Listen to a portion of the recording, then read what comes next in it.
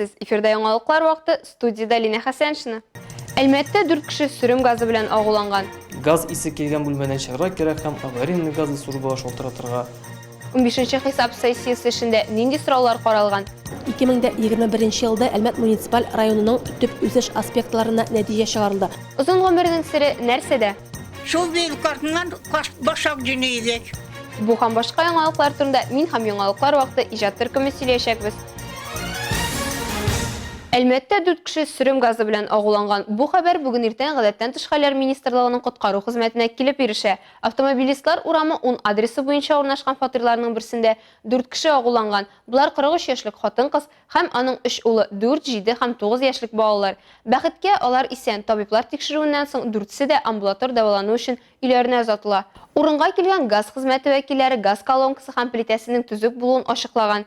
Белгечләр юыну бүлмәсендә урнаштырылган вентилятор эше хилафлыгыннан шикләнә. Су җылыткычка газ бирү туктатылган. Соңгы тапкыр ул 2021 елның апрелендә тикшерелгән булган. Белгечләр электр яки газ приборлары белән кулланганда аеруча сак булырга киңәш итә. Бары тик саклык кына бәхетсезлек очрагын булдырмый кала ала. Газ исе сизелсә, газ приборлары алдында краннарны ябарга кирәк. Тәрәзәләрне, форточкаларны ачып бүлмәләрне җиләтергә кирәк. Электр приборларын, телефоннар, электрозвоноклар белән кулланмаска кирәк. Газ исе килгән бүлмәдән чыгарга кирәк һәм аварийный газы службага шалтыратырга 04-104 номерыннан кирәк. Куркынычсызлык темасы юлларда да һаман актуаль. Калабызның Ленин урамы, Тукай проспекты, шулай ук Ленин урамы, Фәхреддин урамы киселешләрендә яңа төр светофорлар куелды. Әлеге җайланмалар юллардагы трафикны исәпкә алып, агым тизлегенә һәм тыгызлыгына җайлаша. Шулай итеп, теге яки бу юнәлештән килгән автомобильләр агымына бөкеләрне булдырмаска ярдәм итәчәк дип белгечләр. Работают синхронно для того, чтобы управлять потоком одновременно. В Татарстане эти системы, в принципе, они работают, и причем в некоторых городах уже давно, например, Казань. Понятно, в данных городах ситуация с пробками такая наиболее актуальная. Юл транспорт хәрәкәтләрен киметүне һәм булдырмауның иң үтемле чарасы аны профилактикалау. Бу юнәлештә Әлмәт юл хәрәкәте иминлеге дәүләт автоинспекциясе актив эш башкара. Мисал өчен, бүген Луч телекомпаниясе янында 9-нчы балалар бакчасында тәрбияләнүчеләр автомобиль йөртүчеләргә үзләренең төп пассажир икәнен аңлаттылар. Олы абый апаларына үзләренә дә куркынычсызлык каешларын эләктереп йөрергә өндәделәр. Гыйнвар аеннан бирле Әлмәт юлларында 17 юл транспорт хәрәкәте теркәлгән. Һәлак булучыларны санамаганда аларда 24 кеше зыян күргән. Атна башыннан бирле инспекторлар бөтен республикада куркынычсызлык каешы дигән профилактик чара үткәрәләр. Беренче көнне үк юл патруль хезмәте 41 тематик бозу турында хәбәр итте. Моның өчен 1000 сум күләмендә административ штраф каралган. Согласно исследованию Центра транспортной безопасности, использование ремней безопасности снижает вероятность гибели или получения травм при дорожно-транспортном происшествии для водителей и пассажиров переднего сидения на 50%, а для пассажиров заднего сидения на 25%. При опрокидывании пристегнутый ремень безопасности повышает шансы выживания в 5 раз. Отдел ГИБДД МВД России по Альминскому району напоминает о необходимости неукоснительного соблюдения правил дорожного движения и призывает участников дорожного движения быть крайне внимательными и осторожными. Районыбыз 2021 елда нинди уңышларга ирешкән, кайсы өлкәдә артка адым ясалган, Әлмәттә яшәүчеләр үзләрен иркен хис итсеннәр өчен ниләр эшләргә кирәк? Бу һәм башка күп санлы сорауларга җавапны Әлмәт районы башлыгы Тимур Нугманов, шәһәр һәм район депутатлары, Татарстанның Дәүләт Советы депутатлары һәм шәһәр активы бергәләп эзләде. Әлмәт иҗтимагый үзәгендә узган 15-нче хисап сессиясе эшендә Татарстан Дәүләт Советы рәисе Фәрит Мөхәммәтшин, Татнефть компаниясе генераль директоры Наил Мәганов та катнашты. Шәһәр һәм район советы депутатларының утырышында 2021 елда Әлмәт муниципаль районының төп үсеш аспектларына нәтиҗә чыгарылды. Шул вакытта 2022 елга булган үсеш бурычлары билгеләнде. Әлмәт бүген Россиянең иң уңайлы шәһәрләреннән берсе һәм бу Татнефть компаниясе катнашыннан башка мөмкин булмас иде. Нефть тармагы районыбыз халкының 60%-ын эш урыны белән тәэмин итә. Нефтьчеләребезнең үз эшчеләрен социаль яклау сәясәтен һәм төбәгебез халкына тудырылган уңай мөмкинлекләрен дә исәпкә алсак, аларның роле бәяләп бетергесез. Икътисади күрсәткечләргә күз салганда 2021 елда алдагысы белән чагыштырганда динамика сизелерлек. Уртача хезмәт хакы бер кешегә 53439 сум тәшкил иткән.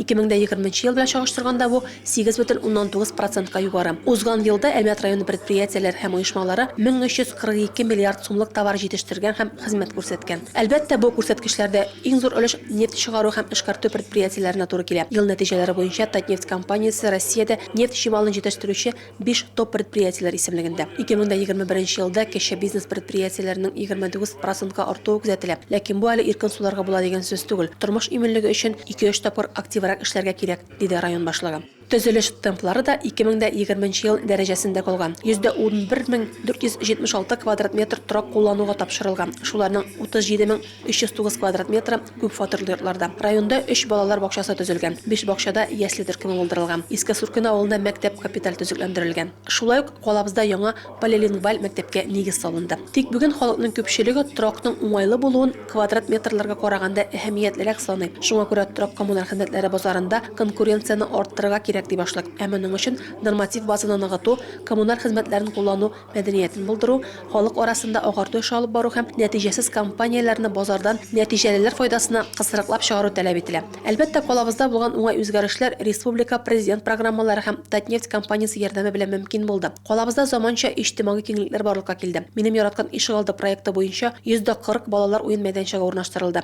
Республика программасы буенча 93 Ишегалда территорияләр төзекләндерелде. 2022 елга бу эш дәвам итәчәк. 38 шәһәр Ишегалды һәм 17 авыл җирлекләрендә Ишегаллары шулай ук яңарту программасына кертелгән. Нефтьчеләр ярдәме белән булдырган велосипед юллары шелтәре үзегенә дәни тора. Бу автомобильләрне организмга файдалы булган велосипедларга алыштыру өчен менә дигән мөмкинлек. Шулай да җәмәгать транспорт өлкәсендә безгә әле эшлисе. Тимур Нугманов сүзләренчә, пассажир йөртүче автотранспорт предприятиеләрендә мәнфәгатьләр каршылыгы килеп чыга. Чөнки бу өлкә предприятияне зыянга эшләтә. Чыгымнарны тиешенчә компенсацияләмичә, пассажир йөртүчеләр экономияләргә мәҗбүр. Нәтиҗәдә салоннарның максималь тулылануы, рейслар саны кимүе, билетлар бәясе артуы күзәтелә. Барлык өмет өстәмә троллейбус линияләре төзелүдә. Бу транспорт мәсьәләсен хәл итәргә ярдәм итәчәк, дип саный башлык. Пользуясь вот этой трибуной, хочу перед вами заострить именно эту проблему и высказать надежду, что без привлечения все муниципалитеты республики надеются именно на комплексное решение в республике этой проблемы, причем в кратчайшие сроки. Авыл хуҗалыгында да хәлләр шәптән түгел. Моны район башлыгы таный. Әлбәттә, моңа һава шартлары тәэсир итми калмады. Узган елда уңыш гектарыннан нибары 7,1 центнер гына тәшкил итте. Шулай да баш санының кыскаруы ит һәм сөт җитештерүдә Әлмәт районын республикада 25-нче һәм аннан да түбәнрәк урынга тәгәрәтте. Мәгариф өлкәсендә торган төп бурыч белем сыйфатын арттыру. Моның өчен эшне балалар бакчаларыннан башларга кирәк. Урта белем бирүнең сыйфаты әлбәттә бердәм дәүләт имтиханнарының нәтиҗәләре. Бу өлкәдә алга китеш бар. Узган елда Әлмәттә 12 укучының имтихан нәтиҗәләрен 100 балга бәяләнгән. Уртача баллар саны да арткан. Шулай да статистика буенча ел саен 1000 укучы мәктәпне тәмамлаганнан соң башка шәһәрләрнең югары уку йортларын сайлый. Безнең бурыч бу саннарны киметү ди башлык. Өстәвенә Татнефть компаниясе тарафыннан югары нефть мәктәбен үстерү эше дә безгә этәргеч бирә. Сәламәтлек саклауда да эшлисе эшләр бихисап. Узган елны балалар хирургиясе бүлеге ачылу күптәнге зур проблеманы хәл итәргә мөмкинлек бирде. Чиратта район үзе хастаханәсен модернизацияләү, дәүләт учреждениесенең эш сыйфатын яхшырту һәм балалар тудыру йортын төзү бурычы тора. Район башлыгы чыгышына Татарстан нефтьчеләре дә үз тәкъдимнәрен кертте. Сессия утырышында Татнефть компаниясе бизнеска хезмәт күрсәтү үзәге директоры Рөстәм Павлов чыгыш ясады. Ул торак коммуналь хезмәтләрен яхшыртуда, юл куркынычсызлыгын тәэмин итүдә заманча технологияләр кертүне яклады. Бигрәк цифрлаштыру елы дип игълан ителгән 2022 елда бу өлкәдә автоматик системалар кертү актуаль булачак, диде ул. Татарстан Дәүләт Советы рәисе Фәрит Мөхәммәтшин үз чыгышында республикада тормышка ашырылырга тиешле төп тармакларга тукталды. Пандемия шартларында берничә көн дәвамында узган сайлауларга тукталды. Туган ягы булган Әлмәт районының авыл хуҗалыгы өлкәсендәге уңышсызлыкларына борчылуын белдерде. Әлмәт авыл хуҗалыгы хезмәтчәннәре ни авыр вакытта да булай түбән төшкәннәре булмады. Моны кичекмәстән хәл итәргә кирәк, дип район җитәкчелеген тәнкыйть утына тотты Фәрит Мөхәммәтшин. Җылы җиңел булмады, ләкин монда Әлмәттә зур концентрациялы предприятиелар, Татнефть оешмасы, нефть табучылар, нефть чыгартучылар һәм заводлар эшлиләр. Алар үзенең өлешен кертеп, мотор иттереп, менә Алла торган бурычларын үтәде дип әйтик, коронавируска карамастан. Без республикадан ярдәмне көтәбез, ләкин үзеңә дә монда оештырырга кирәк. Халык белән эшләп, ниндидер мөмкинлекләр табып. Минем уйлавым буенча, быел кар күп булды, урожайлы ел булыр дип ышанам. Менә теләкләребез шундый. ümitlerimiz şanışlı olup ötelsin ide degen negizde turabız. Сессияда 15 минутлык шәһәр концепциясе тәкъдим ителде. Бу үз-үзен тәэмин итә торган компактлы яшәү һәм транспорт проблемалары булмаган кала. Биредә барлык кирәкле сервис, ял һәм үзен тормышка ашыру өчен мөмкинлекләр тудырылган. Яшәү өчен сыйфатлы торак пункт. Шуңа нигезләнеп, агымдагы елга үсеш стратегиясе дә кабул ителде. Сессия узагында районыбызның үсешенә лаеклы өлеш керткән әлмәтләргә республиканың дәрәҗәле бүләкләре тапшырылды. Рәдифә Нугманова, Рафаэль Сафин, яңалыклар вакыты, Луч Әлмәт телекомпаниясе. Әлмәтебез кешеләре белән данлыклы. Нефтчеләр каласында Татарстаныбызның данын еракларга илтүче шәхесләр бихисап. Араларында 100 яшәр әби апаларыбыз да бар. Шуларның берсе Файза Төхвәтуллина. Аны 95 яшьлек юбилее белән шәһәр җитәкчелеге һәм туганнары тәбрикләде. Файза Төхвәтуллина сүзләренчә, озын гомернең сире хезмәт сөюдә һәм туганнар, якыннар белән тату, матур итеп яшәүдә. Юбилярның тормыш юлы озын гына түгел, сынауларга да бай булган. Яшьтән колхоз эшендә йөргән, хезмәттә тәрбияләнгән. Файза Төхвәтуллина сүзләренчә, гомер тормышның авырлыгыннан, эштән курыкмаудан килә. Урагында урдым, килтәдәдем әвәл, урак урган, колхозда урак урганда, бил урагында ташлыйдыр димәл бырайларны. Шул бил картыннан башак җине идек. Тик урысча әйткәндә калыскы мәлләсе. Колысы. Җинидерик, моннан кулдан каннара гадрый, ашарга итпе юк иде. Аннан соң инде шунда колхозда эшләгәчтен, әтием белән әнием без Мәскәүгә алды, Мәскәүдә калдык. 40 елның язында Файза апа да апайлары белән Мәскәүгә китә. Анда әтисе 95-нче заводта, әнисе 46-нчы хәрби заводта эшли. 1943 елны авылга кайталар. Файза апа торф, урман кисә. 4-нче елны нимәдә әтиемнең энесе Үзбекстанда иде. Бурун белән калган иде. Бурун белән ул киттек нимәгә? Үзбекстанга пропуск алдык та бардык анда. Анда уракта урдым, кирмән дә тарттым, колхозда да эшләдем Үзбекстанда, фабрикада эшләдем. Аннан 46-нчы елда Төрекменстанда зимнәттер эшләнде булды. Анда ебәрделәр эшкә, фабрикада эшләдек, әйбер кеттек. 66 ел Үзбәкстанда яшәп, Файза апа 9 бала үстерә. Инде 42 ел тул әбинең кичкенә улына 62 яшь. Олы кызына быел 70 тула. Дай Бог всем такое счастье, чтобы родители были живые, пусть живут долго. Если родители живые, дети живые, внуки живые. Если внуки живые, то правнуки живые. С ней мы всю жизнь прожили вместе. Сначала жили в Узбекистане. Но всегда было, что какие-то воспоминания, что дом полон гостей. Это, по-моему, всегда так было. И вот сейчас продолжается. Я потом прочитал письмо. Путин поздравил ее и прислал письмо. Когда был помладше, я помню, она ко мне приезжала, она была еще чуть-чуть молодая, и она держала меня на руках.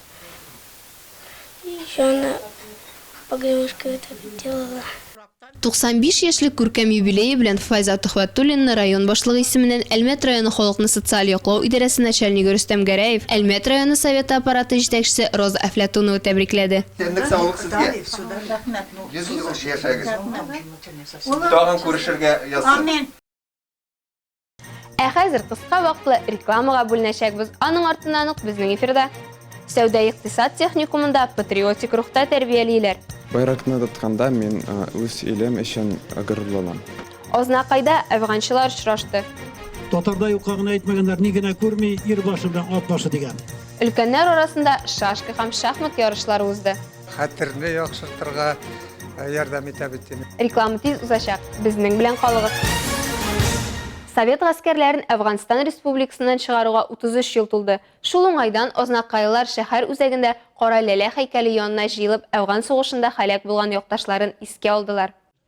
Бүгенге көндә Азнакай җирендә локаль сугышларда катнашып авыр сынаулар аша үткән 583 кеше яши. Шуларның 288-е Афганстанда, 295-е Чечен җирендә хәрби бурычын үтәгән. Бик зур рәхмәт сезгә, хөрмәтле егетләребез. Лай үрнәк булып, исән сау гына бергә матур итеп эшләргә язсын, Азнакайны күтәрергә язсын. Хөрмәтле әниләр, сезгә бик зур рәхмәт. Шундый батыр, чын герой егетләр үстергәнегез өчен без сезнең алдында баш иябез. Бик зур рәхмәт, хөрмәтле әниләр. Ул кайгы инде һәрвакыт сезнең белән. Ул югалту, ул бала югалту, ул инде иң авыр әйбер. 10 егет азнакайга кире әйләнеп кайтмаган. Ә бит аларга бары 20 яшь иде.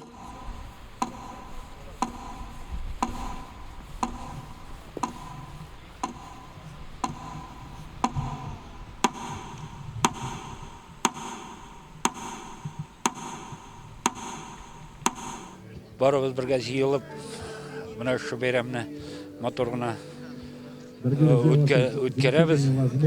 Арабыздан киткән егетләрне искә алабыз. Аларның урыннары җимакта булсын. Без менә шунда җыелып бергә хезмәт иткән вакытларны искә төшерәбез. Бу безнең өчен бик изге көн һәм истәлекле көн. Башка бер генә буынга да мондый сугышларны, ачы югалтуларны күрергә язмасын, диде Татарстан Республикасының Дәүләт Советы депутаты Тахир Хадиев. Бер дигән өрлек сыма менә үстергән улларны шушында балып калулары әлбәттә кызганыч. Ничек кенә булмасын, татарда юкка гына әйтмәгәннәр, ни генә күрми, ир башы белән ат башы дигән. Шуның өчен һәрвакыт ул безнең иратларыбыз, безнең менә шушындагы якташларыбыз, илебезнең халкы үзенең менә шушындый мәнфәгатьләрен яклаячак. Мондагы ветераннар һәм яшьләргә нәрсә әйтәсем килә. Biz үзебезнең тарихыбызны белергә тиеш. Үзебезнең күршеләребезне, шунда булган, безнең ирекне яклаган ир-егетләрнең. Менә бүгенге көнне исән, сау булган, әтисен, әнисен, үзләрен безнең менә ветераннарның алардан сорашып, ул мәңгелек эстафета булырга тиеш. Әфган һәм Чечен сугышларында зур батырлыклар күрсәткән азнакайлыларга төрле дәрәҗәдәге бүләкләр тапшырылды. Алга таба чарада катнашучыларга Мәдәният сараенда солдат җырларыннан торган концерт программасы тәкъдим ителде.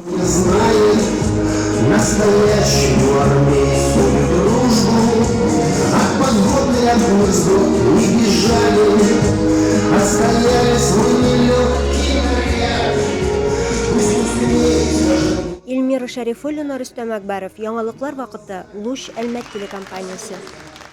Тиздән ватанны саклаучылар көне. Беренче чиратта бу ватан сагында торган хәрбиләр илебез тынычлыгын һәм куркынычсызлыгын тәэмин итүче ир-егетләр һәм хатын-кызлар, туган илләренә тугрылык рухын тәрбияләүчеләр һәм тәрбияләнүчеләр күз уңында тора. Яшьләрне патриотик рухта тәрбияләү уку йортлары алдында торган бурычларның берсе. Бу юнәлештә сәүдә-икътисад техникумында нинди эш алып барылганлыгын безнең иҗат төркеме күреп кайтты. Алсу Амирова тулырак. Здравствуйте, товарищи! Әлмәт сәүдә-икътисад техникумында яшьләрнең даими рәвештә патриотик рухта тәрбияләнүләре күренеп тора. Студентлар арасында ватан сагында торачак егетләрнең укуын да исәпкә алып, егетләр тигез итеп сафта басып йөргән инде өйрәнеп тә куйган.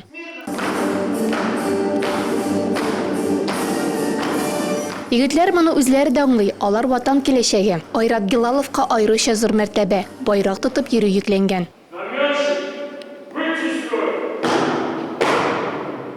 Байракны тотканда мин үз илем өчен горурланам. Командаларга бүленеп, егетләр белән кызлар да бер рәттән эстафетада катнашты. Барлык ярышларда ватанны саклағанда кирәк булырга мөмкин күнекмәләрдән тора иде. Бу мероприятиедә балалар үзләренең осталыкларын күрсәтәләр. Ничек дөрес строевой подготовка ясарга, физический үзләренең подготовкасын күрсәтәләр. Әмма бу елны тагын бер соревнование дип әйтик. Без монда керттек инде бәрәңгече старту, сәдәф тегә белү киемнәргә. Бәлки ул аларга кирәге чыгар армиягә барганда. Ватанны саклаучы кем соң ул? Бу беренче чиратта көчле, сәламәт егетләр. Ә көчлелек ул физик тәрбиядән килә. Сәламәттән дә сәламәт рух. Физик тәрбия ул беренче чиратта даими шөгыльләнүләр. Ватанның киләчәге көчле рухлы яшьләр кулында булырга тиеш. Андыйларны күрү үзе бәхет. Алсу Амирова, Рафаэль Сафин, яңалыклар вакыты, Луч Әлмәт телекомпаниясе. Азнакайда ватан сакчылары көне уңайыннан шашка һәм шахмат ярышлары уздырылды. Турнирда 60 һәм аннан өлкәнрәк яшьтә булган иратлар, 55 һәм аннан өлкәнрәк яшьтәге хатын-кызлар катнаша алды. Шахмат уйнау, акыл һәм фикерләү сәләтен үстерәдиләр. Бүгенге ярышларда районның 50-гә якын өлкән яшьтәге гражданины катнаша. Шахмат иң мавыктыргыч өстәл уены булып санала. Аны бик күп еллар элек Ирак, Индиядә уйлап тапканнар. Бу уен безнең көннәргә кадәр килеп җитеп, төрле яшьтәге кешеләр арасында популярлык казана. Бердән бит инде кеше үзара аралашу, икенчедән ул чынлап та бит инде шахмат ул теге интеллигентлар уйыны бит инде ул чыннан да фикер җыртырга, хәтерне яхшыртырга ярдәм итә бит инде. Шуңа күрә ул бик файдалы уен, шуңа таләп җырлар. Шара шәһәр балалар иҗаты үзәгендә уздырылды. Шахмат шашка белән мавыккан өлкәннәребез үзара ярыштылар. 90 яшьлекләрдә бunda бар, 85 яшьлекләрдә бар. В основном 70-тән, 60-тан югарырак безнең ветераннарыбыз катнашачаклар. Инде матурлар үткәргә язсын. Шушы соревнованияларны, ярышларны дип әйтәбез. Без ел сайын матур итеп үткәрәбез. На высоком уровне дип әйтәбез русча әйткән вакытта. Район күләм бәйгедә җиңү яулаучылар республика ярышларында да катнашачак. Илмира Шәрифуллина, Рөстәм Әкбәров. Яңалыклар вакыты Луч Әлмәт телекомпаниясе. Бу сезгә җиткерәсе соңгы мәгълүматыбыз иде. Мин Лина Хәсән, һәм монтаж операторы Динара Гайнутдинова сезнең белән сау булашабыз. Исән-имин булыгыз.